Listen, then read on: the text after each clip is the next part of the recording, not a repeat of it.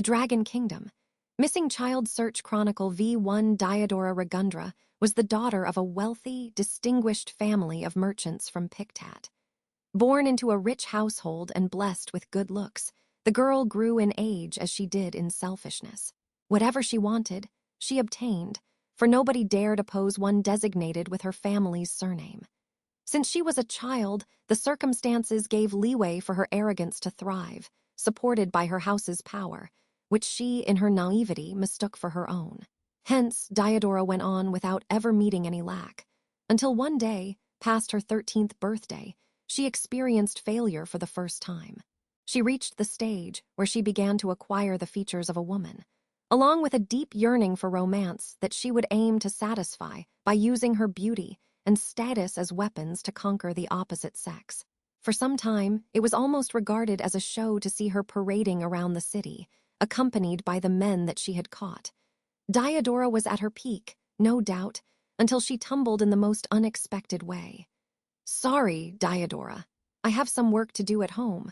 I'm thankful for the offer, but maybe next time." Displaying a gentle yet mirthless smile, that man declined Diodora's invitation. She could not believe it. To Diodora, the fact that she lost to a man's rejection was like a bomb dropped from the sky. She continued to ask him time after time, under the assumption that he had made a mistake, but the answer never changed. Eventually, the shame from those accumulated defeats opened a crack in Diodora's once perfect life. Desperate to fill up that crack, she committed herself to obscure her defeats with victories. Or rather, to obscure her obsession with the one who rejected her, with the presence of 100 who adored her. But while she repeated that cycle, sometimes she would come to her senses. Was this going to fill up the crack in her heart in the end? Or was it just worsening it? Since she could not have what she wished for in earnest, she questioned the value of what she did have in hand. Diodora ignored, defied, dismissed those laments from her inner voice, and so she kept walking down this strenuous, thorny path. "Looks like you're the 8th guy she's been with." And then came her second failure, wreaked by the younger brother of that same man who had jilted her. So that man is back in the city. A manservant entered the mansion and gave a report that sullied Diodora's gorgeous profile with sourness. Several years had passed since that disgraceful ice season, so she thought that the damage was repaired. However, the moment she heard his name, she felt blood gushing from the same wound that she thought healed. The blood's vivid color and smell forced her to remember that nothing had ended yet. "Well, it's been 6 years since that." Putting a hand on her chamber's window, Diodora reminisced upon that dreadful day from the past. During that one ice season, an unusual cold wave had assailed the south of the kingdom, and thereby Piktat. Thanks to the jellied atmosphere, she had more time than usual to revel in interaction with the opposite sex. Diodora longed for affection, but a certain man had misjudged that as the manifestation of a vile desire.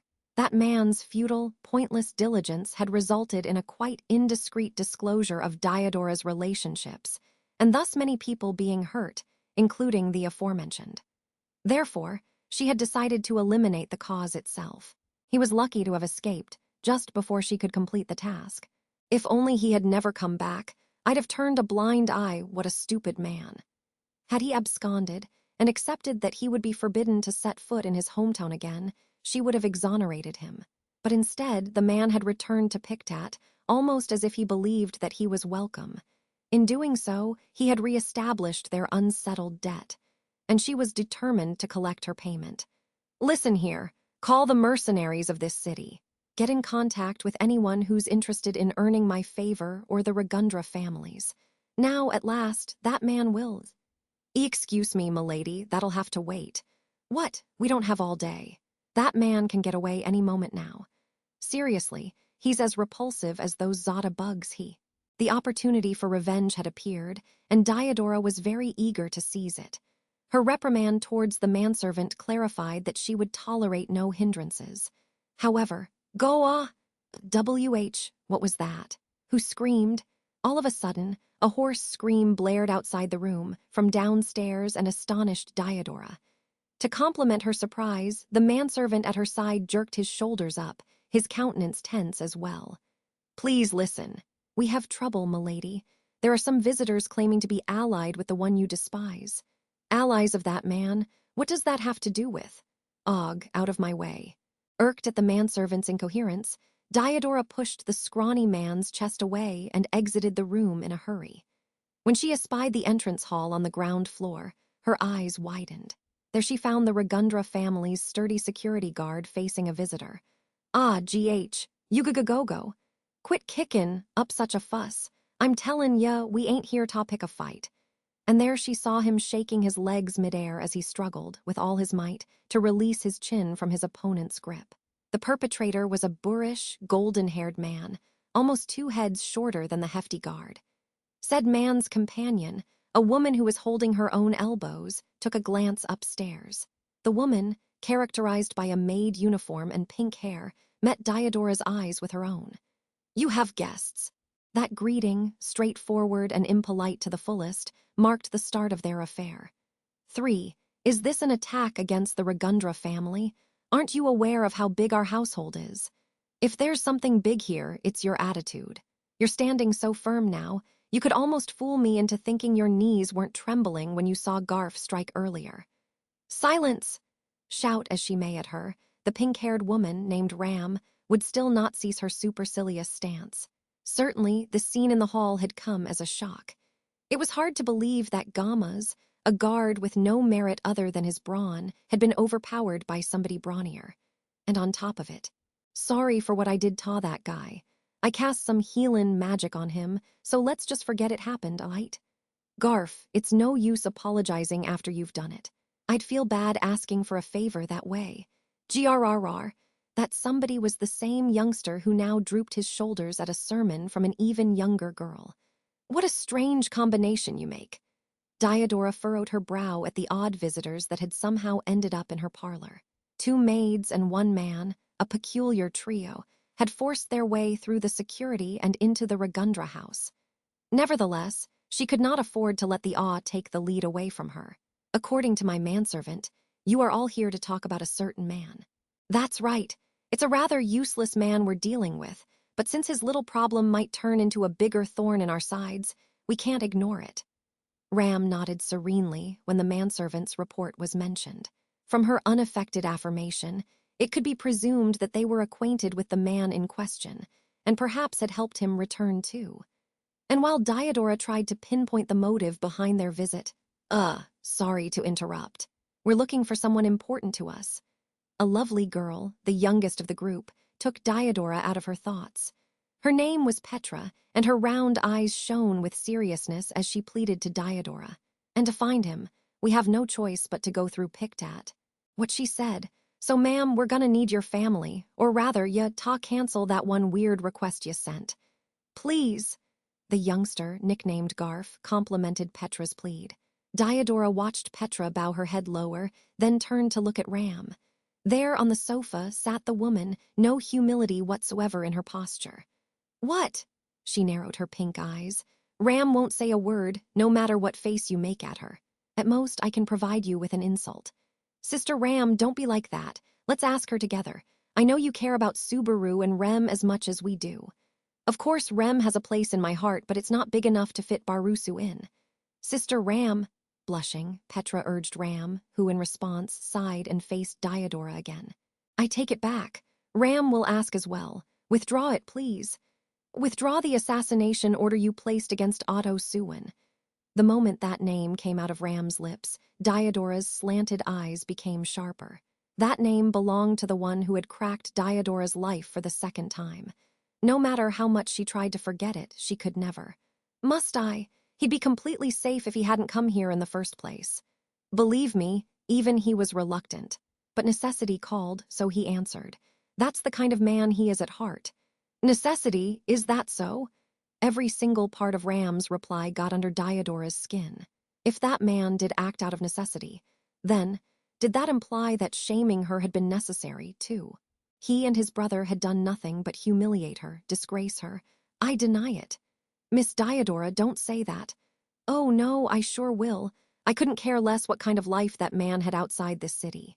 So he's grown into such a wonderful person? Well, good for him. Miss Diodora, I will never, ever forget what he did to me. With the aftertaste of disgrace in her mouth, Diodora glared at the visitors and spoke up. That was her true intent, independent of the manservant, Gamas, or the Ragundra family. When Ram heard those words, she lowered her gaze a little. "Excuse us." Hey Ram, not yet. What are we gonna do about Otto bro? We've tried everything. Ram doesn't want to give up either. However, I've concluded that this time the problem is only Otto's. If we have to risk having him killed by an assassin, then we'd better leave him behind. What the hell are you talking about? Ain't that like Giugri's spinning plates? Ram shrugged and prepared to retreat from the place, despite Garf's insistence. Diodora, while dumbfounded, did not disagree with him. If they were going to retire so early, why had they even bothered visiting? At least, Diodora was relieved to see that Ram did not disregard her opinion. "We're employees of Margrave Roswell L. Mathers." Mr. Otto works at his mansion along with us." Looking askance at Ram and Garf, Petra presented a shocking testimony. Diodora was struck with amazement and confusion, and at a loss for words when she found out about their unlikely job. "Petra," Ram intervened, narrowing her eyes, "this is a wealthy household from Pictat. Lord Roswell's name shouldn't be used in such a... Sister Ram, you go way too easy on Master. Besides, I think that he asked me to go with you precisely so that I could do this." Ram endured Petra's rebuttal with uneasy silence. Once she blocked Ram's opposition, Petra continued talking to Diodora, whose mouth was also shut. "Miss Diodora, I won't pretend I understand how you feel, but I do understand that Mr. Otto did something wrong. So how about this? About what? I'll make myself responsible for bringing Mr. Otto here so that he apologizes. You may do whatever you want to him as long as it's not too harsh, but still, that help you get back at him."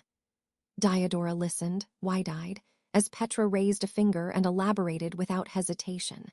Who would have thought that a girl with a face and mannerisms so cute could say something so frightening? But the scariest thing was her proposal itself, because one would not think about broaching that unless they were aware of the cracks in Diodora's heart. "Mr. Otto hurt you, and as a fellow woman, I get it. Since I've already mentioned our master's name, we could go over your head and solve this. But honestly, I don't want to do that." She was searching for common ground to satisfy her own worries and Diodora's feelings alike. In the end, Diodora would be obliged to withdraw the assassination order against Otto, regardless of her choice. And yet she was being offered a chance to fill that crack. "What do you think?" Petra inquired with innocent eyes. The girl's prospects seemed bright to an eerie degree. "Can you really do that?" "You bet I can. People at the mansion always listen to me," Petra boasted as she flexed her thin arm, a quite comforting gesture. Behind her, Garf could be seen with a grievous expression, proof of the disquiet surging inside his mind. Diodora placed a hand on her chest and thought about the invisible crack. "May I ask just one question?" "Yes." After accepting her defeat, Diodora spoke in a mild tone, to which Petra tilted her head. Ram and Garf stayed at the back, waiting for Diodora to continue. In front of 3 different spectators, Diodora paused for a second, then opened her mouth. "What's so good about that Zottabuggerer, anyway?" As soon as she said that, Ram and Petra's visages twisted into displeased looks, much to Diodora's amusement. For Petra kept her promise to the very end, and very firmly at that.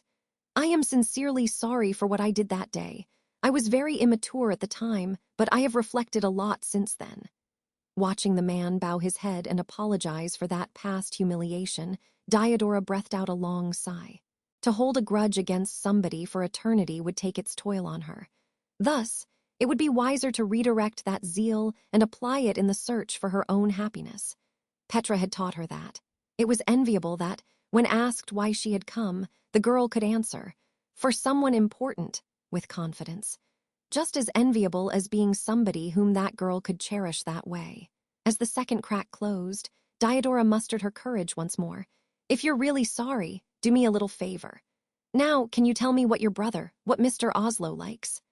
The same man who, years ago, had scurried away while on the brink of death was now before Diodora, eyes full of a lively blaze that incited her to tackle the first crack anew. "And